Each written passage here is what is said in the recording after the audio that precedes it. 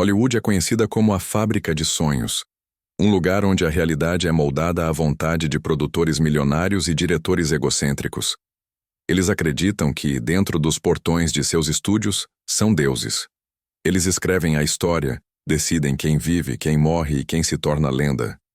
Mas no início da década de 1970, a Paramount Pictures cometeu o erro clássico da arrogância. Decidiu contar a história da máfia sem pedir permissão aos donos da história. O projeto era O Poderoso Chefão, um filme baseado no best-seller de Mario Puzo, que prometia expor as entranhas, os rituais e os segredos da Cosa Nostra para o mundo inteiro. Para os executivos de Los Angeles, era apenas mais um roteiro lucrativo. Para a organização em Nova York, construída sobre o alicerce de silêncio estabelecido por Lucky Luciano, aquilo era uma declaração de guerra. Eles não queriam publicidade. Eles não queriam seus nomes na boca do povo. A máquina de Hollywood estava pronta para rodar. Os caminhões estavam carregados, os atores contratados. Mas então, de repente, o silêncio caiu. As luzes não acenderam. Os caminhões não andaram. Lucky Luciano, embora já tivesse partido deste mundo, havia deixado uma estrutura de poder tão absoluta que suas regras ainda governavam a cidade. Hollywood tentou fazer um filme sobre o poder, mas acabou recebendo uma aula prática sobre o que é o poder de verdade. Esta é a história de como a produção mais famosa do cinema foi feita refém não por armas, mas por um simples não sussurrado nos ouvidos certos, provando que a ficção nunca será páreo para a realidade organizada. Para entender o pânico que se instalou nos escritórios da Paramount, é preciso lembrar o que Lucky Luciano havia construído.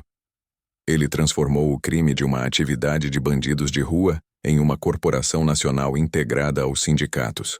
Ele controlava quem dirigia os caminhões, quem operava as câmeras, quem servia o café e quem limpava o chão. Nova York era o seu tabuleiro, e Hollywood estava apenas visitando. Quando o roteiro de O Poderoso Chefão começou a circular, o alarme soou em Little Italy. A palavra máfia e Cosa Nostra apareciam repetidamente. O filme retratava os gangsters não apenas como criminosos, mas como homens falhos, traidores e violentos. A Liga dos Direitos Civis Ítalo-Americanos, uma organização de fachada liderada por Joe Colombo, um homem que operava estritamente sob a filosofia herdada de Luciano, decidiu que o filme era um insulto, mas Colombo não enviou assassinos para matar o produtor Al Ruddy. Isso seria vulgar. Isso atrairia a polícia. Em vez disso, ele usou a arma que Lucky Luciano aperfeiçoou: a burocracia do submundo. A produção do filme começou a enfrentar problemas técnicos misteriosos. O produtor Al Ruddy acordava de manhã e descobria que todas as locações que ele havia reservado em Nova York haviam cancelado os contratos durante a noite. Os donos de restaurantes, que dias antes estavam felizes em ceder seus espaços, agora batiam a porta na cara da equipe. "Desculpe, não podemos ajudar", diziam eles com o olhar desviado, o medo transparecendo em suas vozes. Mas o golpe de mestre veio através dos sindicatos. A Irmandade Internacional dos Teamsters, o sindicato dos caminhoneiros que transportava todo o equipamento de filmagem, câmeras, luzes, cenários, simplesmente parou. Nenhuma roda girava. Os motoristas cruzaram os braços. Sem caminhões, não há filme. A produção, que custava milhares de dólares por dia, estava sangrando dinheiro. O executivo da Paramount, Robert Evans, estava furioso. Ele ameaçou processar. Ele ameaçou chamar o prefeito. Mas o prefeito de Nova York sabia melhor do que ninguém quem realmente mandava nas ruas. A polícia não podia obrigar um motorista a dirigir se ele dizia que o caminhão estava quebrado. A produção estava morta na água. Foi então que Al Ruddy recebeu o recado. Não foi uma cabeça de cavalo na cama, como no filme que eles tentavam fazer. Foi um convite. Um convite para uma reunião no Hotel Park Sheraton. O produtor, tremendo e suando frio, foi ao encontro. Ele esperava encontrar brutos com tacos de beisebol. Em vez disso, encontrou homens de terno, bebendo café, calmos e educados. O representante da família olhou para o produtor e sorriu. Ele explicou a situação com a lógica fria de um contador. Sr. Ruddy, nós não queremos impedir a arte. Nós amamos o cinema. Mas nós amamos mais a nossa privacidade e a dignidade do nosso povo. Esse roteiro, ele usa palavras feias, palavras que nós não gostamos.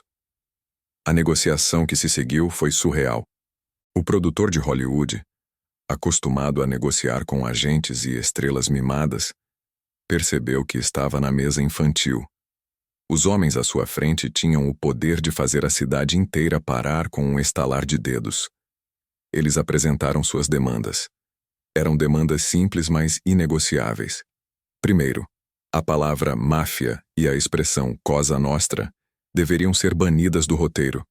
Elas nunca poderiam ser ditas em tela. Para a organização, se a palavra não existe, o crime não existe. Era uma questão de branding. Segundo, o dinheiro da estreia do filme deveria ser doado para a Liga, a fachada da organização. Terceiro, e o mais irônico, eles queriam participar. Eles queriam que seus rapazes fossem contratados como figurantes. Eles queriam garantir que os casamentos, os funerais e as atitudes mostradas no filme fossem autênticos. Al Ruddy, percebendo que a alternativa era ter um filme cancelado e uma carreira destruída, aceitou tudo. Ele apertou a mão do diabo, e milagrosamente, no dia seguinte, os caminhões voltaram a funcionar. As locações se abriram. Os donos de restaurantes trouxeram canole de cortesia para a equipe. A máquina de Lucky Luciano, que havia paralisado a produção, agora a empurrava para frente com força total. O que aconteceu a seguir foi um dos casos mais bizarros de A Vida Imita a Arte da história. O set de filmagem de O Poderoso Chefão tornou-se o lugar mais seguro de Nova York. Homens que eram assassinos reais na vida real estavam atuando como assassinos fictícios no fundo das cenas. James Caan, que interpretava o esquentado Sonny Corleone, começou a andar com os mafiosos para entrar no personagem. Eles o ensinaram como andar, como falar, como segurar um cigarro. A ficção estava sendo treinada pela realidade. Dizem que Marlon Brando, o grande Vito Corleone, baseou sua performance silenciosa e rouca, não apenas no roteiro, mas na aura dos homens que visitavam o set para supervisionar. Aquela calma mortal, aquele olhar de quem vê tudo, não foi inventado por um ator. Foi copiado dos homens que Lucky Luciano formou. Quando o filme foi lançado, foi um sucesso estrondoso. Mas a vitória da máfia foi ainda maior. Ao remover a palavra máfia e controlar a narrativa, eles transformaram o filme em uma peça de propaganda acidental. O Poderoso Chefão humanizou os gangsters, fez com que o público torcesse por eles, mostrou-os como homens de honra, família e lealdade, e não como os parasitas violentos que muitas vezes eram. Lucky Luciano, onde quer que estivesse, teria aplaudido a ironia. O filme que deveria expô-los acabou romantizando-os, e houve um efeito colateral que nem Hollywood previu. Os jovens mafiosos da nova geração, que não tinham conhecido Lucky ou Capone, começaram a imitar o filme. Eles começaram a usar frases de Don Corleone. Eles começaram a se vestir como Al Pacino. O filme, que foi moldado pela pressão da máfia, acabou moldando a máfia de volta. O ciclo se fechou. A lição que Hollywood aprendeu naquela produção foi dura. Você pode ter o dinheiro, as câmeras e a fama, mas o poder real é invisível. O produtor Al Ruddy guardou aquele roteiro original, cheio de marcas vermelhas e cortes exigidos pela organização, como um troféu de guerra. Ele sabia que aquele filme só existia porque ele dobrou o joelho. No final, O Poderoso Chefão é uma obra-prima do cinema, mas sua história de bastidores é uma obra-prima de manipulação do crime organizado. Eles provaram que não precisavam queimar o estúdio para conseguir o que queriam. Eles só precisavam lembrá-los de quem controlava a eletricidade. Lucky Luciano sempre disse que o melhor crime é aquele que ninguém percebe que aconteceu. Nesse caso, o crime foi o sequestro de uma produção de milhões de dólares, resolvido com um aperto de mão e um sorriso. Hollywood fez o filme, mas a máfia escreveu o final. Gostou de saber como a realidade dobrou a ficção? Essa história mostra que, quando se trata de poder e influência, Hollywood é apenas um parque de diversões perto da estrutura que Lucky Luciano deixou para trás. Se você quer continuar explorando onde a cultura pop colidiu com o chumbo grosso, inscreva-se no canal agora. No próximo vídeo, vamos contar como Vito Genovese tentou dar um golpe de estado na máfia e Lucky o enganou com uma montanha de heroína falsa, provando que a ganância cega até os mais espertos. Deixe seu like e comente. Você acha que O Poderoso Chefão teria sido tão bom se a máfia não tivesse interferido? Ou a consultoria dele salvou o filme? Quero ver sua crítica nos comentários. Até a próxima cena deletada.